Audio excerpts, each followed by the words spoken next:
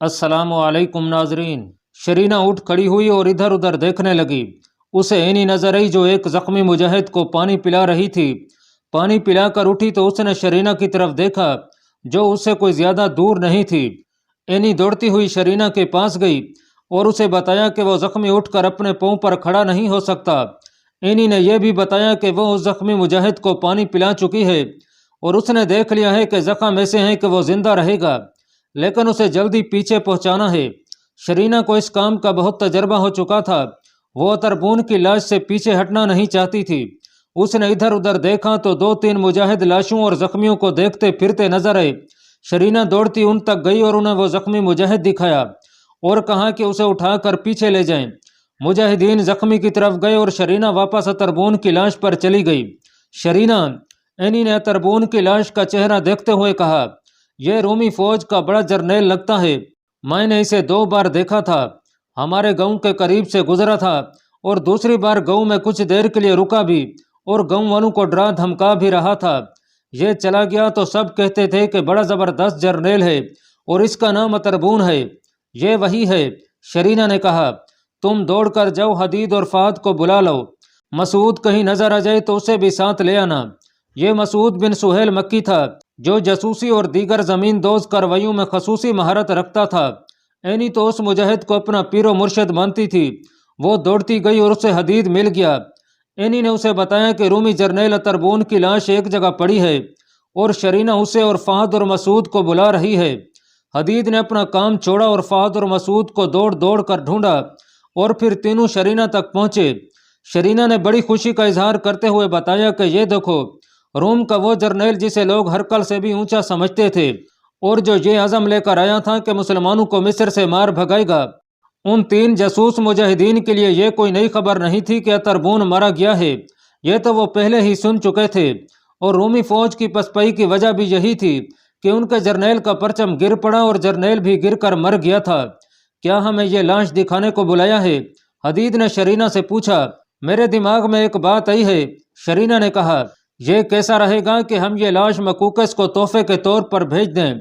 हदीद ने अपने साथियों की तरफ देखा और तीनों के होंठों पर तबस्सुम आ गया, जैसे उन्हें यह तजवीज़ अच्छी लगी हो। सवाल यह था कि लाश मकूकस के पास किस तरह भेजी जाए। तीनों ने इस मसले पर तबादला ख्यालात किया और एक तरकीब सामने आ गई। इस शिकस्त में बेशुमार रोमी फौजी कट मरे थे, बहुत से भाग निकले थे और 3000 रोमी फौजियों ने कले के अंदर हथियार डाल दिए थे और जंगी कैदी बन गए थे। हदीद वगैरह जब तरबून की लाश पर खड़े थे उस वक्त हथियार डालने का सिलसिला जारी था। कुछ रोमी जो कले में रह गए थे भाग निकलने की कोशिश में इधर उधर छुपते फिर रहे थे। हदीद, फाहद और मसूद ऐसे 2 रोमियों को पकड़कर लाने के लिए इधर उधर बिखर गए। उन्हें किसी सिपाही की नहीं बल्कि किसी ओहदेदार की तलाश थी, यानी जो शख्स जिम्मेदार हो। उन्हें ज्यादा तग्गो न करना पड़ी। वो जिस तरह के 2 फौजी चाहते थे वैसे ही उन्हें मिल गए। एक अच्छे रुतबे वाला ओहदेदार था जो जख्मी था, लेकिन ऐसा जख्मी नहीं कि चलने फिरने या घुड़सवारी से माजूर होता। जख्म मामूली थे। दूसरा फौजी कम रुतबे वाला था और जिस्मानी लिहाज से बिल्कुल ठीक था। 2 मुजाहिदीन उसे पकड़कर कले की तरफ ला रहे थे। वो भागने की कोशिश में कहीं छुपा हुआ था। हदीद और उसके साथियों ने उन मुजाहिदीन से ये रूमी ले लिया। तुम दोनों हमारी बात गौर से सुन लो। मसूद बिन सुहेल मक्की ने उन रोमियों से कहा, ये देखो, तुम्हारे सिपा सलार तरबून की लाश है। हम तुम्हें 3 घोड़े देंगे, 2 तुम्हारे लिए और एक पर यह लाश डाल कर ले जाने के लिए। हम तुम्हें कैद से आज़ाद करते हैं। तुम्हें यह काम करना है कि यह लाश मिस्र के फरमा रवा मकूकस को देनी है। मैं तुम्हारे जख्मों की मरहम पट्टी करवा के भेजूंगा। मकूकस को हमारा यह पैगाम देना कि जिन्हें तुम अरब के बद्दू कहा करते हो, उन्होंने ये लाश तोहफे के तौर पर भेजी है और कहा है कि इसे देखो और इबरत हासिल करो। मकूकस को यह भी कहना कि अपने फौजी अफसरों को बताए कि उसने तरबून को रोका था कि मुसलमानों के मुकाबले में ना जाए, लेकिन तरबून ने उसकी ना सुनी और बड़े जोशो खरोश से बलबीस चला गया था। हमारे मुकाबले में जो आएगा वो इसी अंजाम को पहुंचेगा। मकूकस को यह भी कहना कि हरकल को ज़रूर बताए कि तरबून की लाश मुसलमानों ने तोहफे और इबरत के तौर पर भेजी है। ये भी सुन लो। हदीद ने कहा, हम सिर्फ इस काम के लिए तुम्हें कैद से आज़ाद कर रहे हैं। अगर तुम्हें कैद में रखेंगे तो तुम गुलाम बना लिए जाओगे और तुम्हारी बाकी उम्र दिन रात मेहनत और मुशक्क़त करते गुजरेगी और जिल्लत में पड़े रहोगे। یہ لاش سیدھی مکوکس تک لے جاؤ اور اسے ہمارے پیغام کا ایک ایک لفظ پہنچاؤ۔ ہم تم دونوں کو اچھی طرح یاد رکھیں گے۔ ہم نے جس طرح یہ قلعے فتح کر لیے ہیں اسی طرح اگلے قلعے بھی فتح کر لیں گے۔ اور ہمیں پتہ چل گیا کہ تم نے لاش مکوکس تک نہیں پہنچائی تھی اور ہمارا پیغام نہیں دیا تھا، تو تمہیں ایسی موت ماریں گے کہ دیکھنے والے کانپنے لگیں گے۔ تم لوگ شاید نہیں سمجھے۔ رومی عہدیدار نے کہا، یہ تو ہمارے ساتھ بہت بڑی نیکی ہے کہ تم ہمیں آزاد کر کے واپس بھیج رہے ہو، لیکن یہ ہمارے لیے بہت بڑا اعزاز ہے کہ ہم اپنے ایک جرنیل کی لاش ساتھ لے جا رہے ہیں۔ ہم تمہارا پیغام فرما روائے مکوکس تک لفظ بہ لفظ پہنچائیں گے اور لاش اس کے حوالے کر کے اس سے داد و تحسین حاصل کریں گے۔ ہو سکتا ہے وہ کوئی انعام بھی دے دے۔ ان تینوں مجاہدین نے رومی عہدیدار کی مرہم پٹی کروا دی اور دونوں رومیوں کو ایک ایک گھوڑا دیا، تیسرا گھوڑا لاش کے لیے دیا، جس پر دونوں نے تربون کی لاش ڈال لی۔ لاش کا سر ایک طرف اور ٹانگیں دوسری طرف تھیں۔ وہاں گھوڑوں کی کوئی کمی نہیں تھی۔ مرے ہوئے رومیوں کے گھوڑے ادھر ادھر کھڑے تھے اور جو گھوڑے زخمی تھے ابھی تک بھاگ دوڑ رہے تھے۔ دونوں رومی گھوڑوں پر سوار ہوئے اور روانہ ہو گئے۔ تینوں جاسوس مجاہدین کچھ دور تک ان کے ساتھ گئے تاکہ انہیں کوئی پکڑ نہ لے۔ ایک روایت یہ ہے کہ تربون کی لاش سپہ سالار عمرو بن عاص کی اجازت لے کر بھیجی گئی تھی۔ ایک عربی مورخ نے یہ بھی لکھا ہے کہ لاش ایک یا دو نائب سالاروں کی تجویز کے مطابق بھیجی گئی تھی اور سپہ سالار کو بتایا ہی نہیں گیا تھا۔ زیادہ صحیح یہ معلوم ہوتا ہے کہ لاش ان تین جاسوسوں نے بھجوا دی تھی اور سپہ سالار کو بتایا ہی نہیں گیا تھا۔ اس روایت کے صحیح ہونے کی دلیل یہ ہے کہ عمرو بن عاص ایک عظیم سپہ سالار تھے۔ ان کی عظمت کو دیکھتے ہوئے تسلیم نہیں کیا جا سکتا کہ ایسے عظیم انسان نے اس طرح کی حرکت کی ہوگی۔ ایسی حرکت کوئی گناہ تو نہیں تھا، لیکن اتنی بڑی شخصیت کے لیے یہ بڑی چھوٹی سی حرکت تھی۔ بہرحال اس میں کوئی شک و شبہ نہیں کہ تربون کی لاش مکوکس کو بابلیون بھیجی گئی تھی۔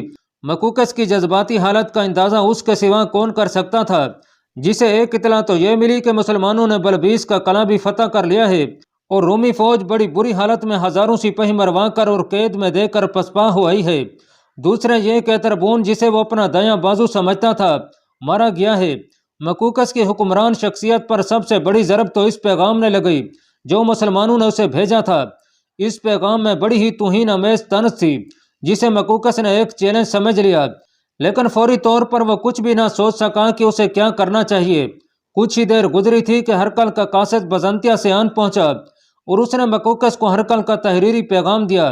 ایک تو یہ پیغام ہی ایسا تھا کہ مکوکس برہم ہو گیا، اور دوسرے یہ کہ اس کی ذہنی کیفیت ایسی تھی جس میں ایسی کوئی بھی بات جلتی پر تیل کا کام کر سکتی تھی۔ یہ کام ہرکل کے پیغام نے کر دیا اور مکوکس ہرکل کے خلاف مشتعل ہو گیا۔ اتربون کی موت مکوکس کے لیے کوئی معمولی صدمہ نہیں تھا۔ اسے معلوم تھا کہ اتربون کی موت نے رومی فوج کے حوصلے اور زیادہ پست اور مسلمانوں کے لشکر کے حوصلے اور زیادہ مستحکم اور تر و تازہ کر دیے ہوں گے۔ تاریخ میں یہ تو واضح نہیں کہ اس وقت کیرس کہاں تھا۔ یہ پتہ چلتا ہے کہ مکوکس نے اسے اطلاع بھجوائی اور وہ فوراً پہنچ گیا۔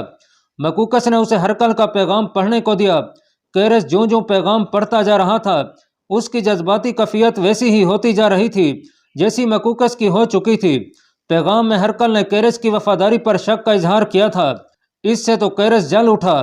بعض غیر مسلم تاریخ نویسوں نے لکھا ہے کہ مصر میں مسلمانوں کی فتح کی ایک وجہ یہ بھی تھی کہ ہرکل اور کیرس میں اختلافات پیدا ہو گئے تھے اور کیرس نے در پردہ مسلمانوں کی مدد کی تھی۔ یہ بالکل بے بنیاد بات ہے۔ ہرکل کا پیغام پڑھ کر مکوکس اور کیرس کے درمیان جو گفتگو ہوئی وہ ان تاریخ نویسوں کی تحریر کی تردید کرتی ہے۔ یہ صحیح ہے کہ ہرکل اور کیرس میں اختلاف پیدا ہو گیا تھا، لیکن ایسا نہیں ہوا کہ کیرس نے ہرکل کو مسلمانوں سے شکست دلوانے کے لیے در پردہ ہتھ کنڈے شروع کر دیے ہوں، بلکہ اس نے مسلمانوں کو شکست دینے کے لیے اپنا ایک الگ محاذ کھولنے کی کوششیں شروع کر دی تھیں۔ ہمارا بادشاہ ہرکل بزنطیہ میں بیٹھا باتیں کر رہا ہے، مکوکس نے کیرس سے کہا۔ باتیں بھی یوں بنا رہا ہے جیسے اس نے کبھی مسلمانوں کو شکست فاش دی ہو اور مسلمان اس کے نام سے بھی ڈرتے ہوں۔ مسلمانوں کی تعداد اس وقت بھی تھوڑی تھی جب انہوں نے ہرکل کو ملک شام سے دھکیلنا اور لہو لہان کرنا شروع کیا تھا اور آخر اسے شام سے نکال ہی بہر کیا۔ آج مجھے سبق دے رہا ہے کہ ہمت نہ ہارو۔ میں جانتا ہوں حقیقت کیا ہے، کیرس نے کہا۔ ہرکل صرف اس وجہ سے مصر میں نہیں آتا کہ وہ مسلمانوں سے ڈرتا ہے۔ اس نے ملک شام میں ہر محاذ پر مسلمانوں سے شکست کھائی ہے۔ اس کے دل و دماغ پر شکست نقش ہو کر رہ گئی ہے۔ اسے مصر ہاتھ سے جاتا نظر آ رہا ہے۔ وہ چاہتا ہے کہ شکست کی سیاہی کسی اور کے منہ پر ملی جائے۔ اگر آج مسلمان پسپائی اختیار کر لیں تو ہرکل دوڑتا ہوا یہاں آ پہنچے گا اور فتح کا سہرا اپنے سر باندھ لے گا۔ اس نے عیسائیت کا چہرہ مسخ کیا اور مجھے اختیارات دے دیے کہ میں اس کی عیسائیت کو لوگوں میں رائج کروں اور جو نہیں مانتا اسے قتل کروا دوں اور اس کا خاندان ہی اجاڑ کر رکھ دوں۔ میں نے یہ حکم مانا اور اپنی رعایا کا خون خرابہ کیا۔ میں نے بارہا اسے کہا تھا کہ اپنی رعایا کو اپنا دشمن نہ بنو، لیکن ہرکل بادشاہ ہے، وہ اپنا حق سمجھتا ہے کہ جسے چاہے اسے زندگی دے اور جسے چاہے موت دے دے۔ جن لوگوں پر مظالم توڑے گئے اور جنہوں نے ہرکل کی عیسائیت قبول نہیں کی، وہ آج اپنی ہی فوج کے ساتھ تعاون کرنے سے انکاری ہیں۔ مکوکس نے کہا، مجھے شک ہے کہ قبطی عیسائی در پردہ مسلمانوں کی مدد کر رہے ہوں گے۔ اسقف اعظم کوئی ایسا طریقہ سوچیں کہ قبطیوں کو اپنے ساتھ ملا لیا جائے۔ اپنے دل میں رومی فوج کی عداوت رکھ لینا کوئی بات نہیں، لیکن اپنے ملک کے دشمن کی پشت پناہی کرنا بڑا ہی خطرناک اور شرمناک کام ہے۔ اس مسئلے کا کوئی حل نکالیں کہ قبطیوں کو کس طرح اپنے ساتھ ملایا جائے۔ ہمیں مسلمانوں کو مصر سے نکالنا ہے یا ایک ایک مسلمان کو مصر میں ہی قتل کر دینا ہے۔ انہوں نے اتربون کی لاش کے ساتھ جو پیغام بھیجا ہے وہ میری برداشت سے باہر ہے۔ انہوں نے میری غیرت کو للکارا ہے، میں ان سے عبرتناک انتقام لوں گا۔ میں خود یہی چاہتا ہوں، کیرس نے کہا، لیکن بنیامین کو ساتھ لیے بغیر ہم کامیاب نہیں ہو سکتے۔ قبطی صرف بنیامین کا حکم مانتے ہیں۔ وہ خود تو کوس کا صحرا میرا پوش ہے، لیکن اس نے ایسا نظام بنا رکھا ہے کہ اس کا حکم دور دراز علاقوں کے ہر قبطی عیسائی کے گھر میں پہنچ جاتا ہے۔ وہ سامنے آئے تو میں اس سے معافی مانگ لوں گا اور اس کو اسقف اعظم بنا رہنے دوں گا اور خود اس رتبے سے دستبردار ہو جاؤں گا۔ میں جانتا ہوں وہ کہاں ہے، مکوکس نے کہا۔ میں کسی بھی روز اسے گرفتار کروا سکتا تھا، لیکن اس لیے خاموش رہا کہ ذاتی طور پر مجھے اس کے ساتھ دلچسپی ہے، اور دوسری وجہ یہ کہ قبطیوں کے باغی ہو جانے کا خطرہ تھا۔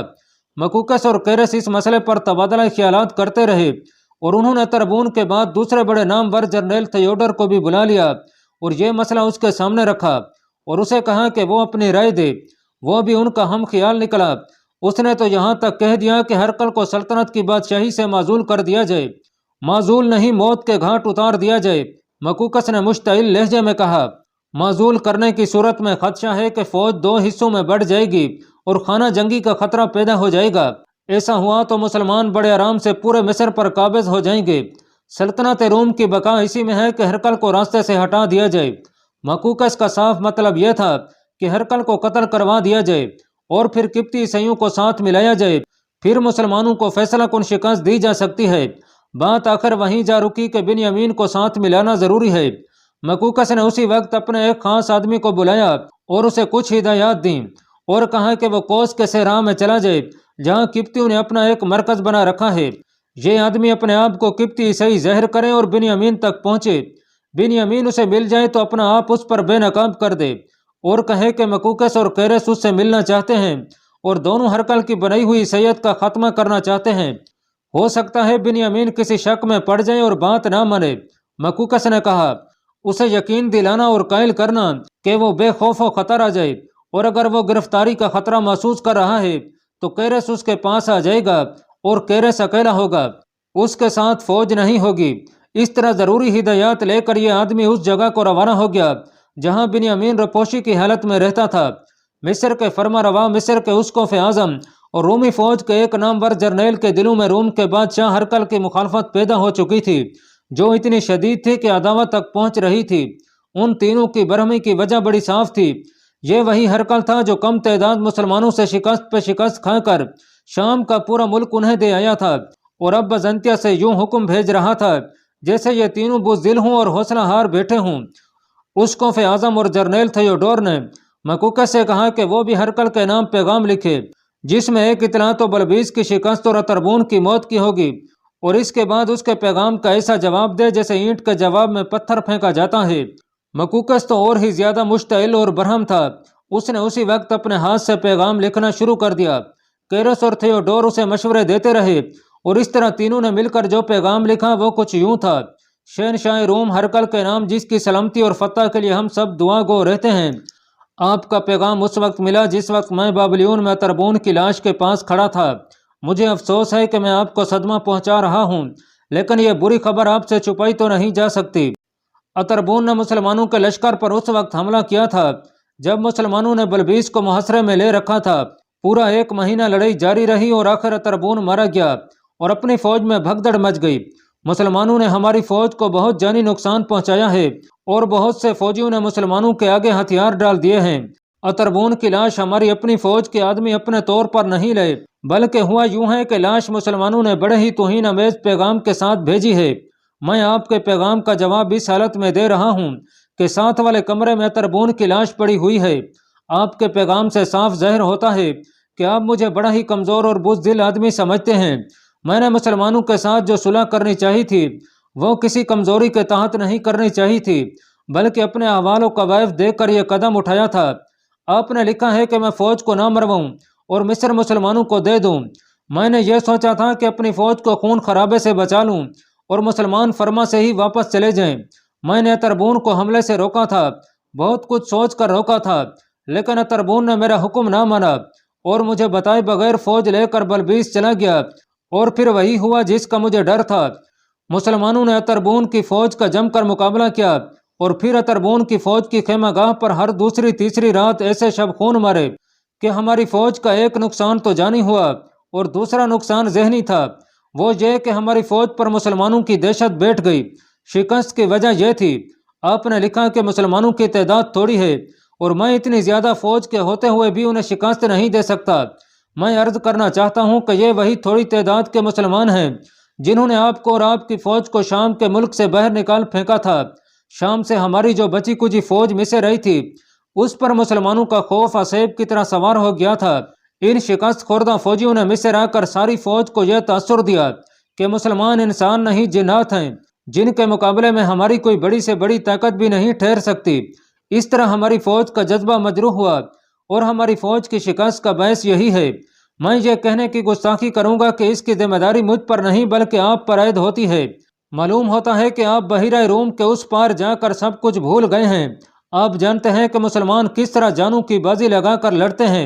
ये जज्बा हमारी फौज में पैदा ही नहीं हो सका। मैं आपको याद दिलाना चाहता हूँ कि आपने उस खौफ आज़म कैरस के हाथों आपकी सैयद को न मानने वालों पर जो जुल्म व तशद्दुद करवाया था, आज मुझे उसकी सज़ा मिल रही है।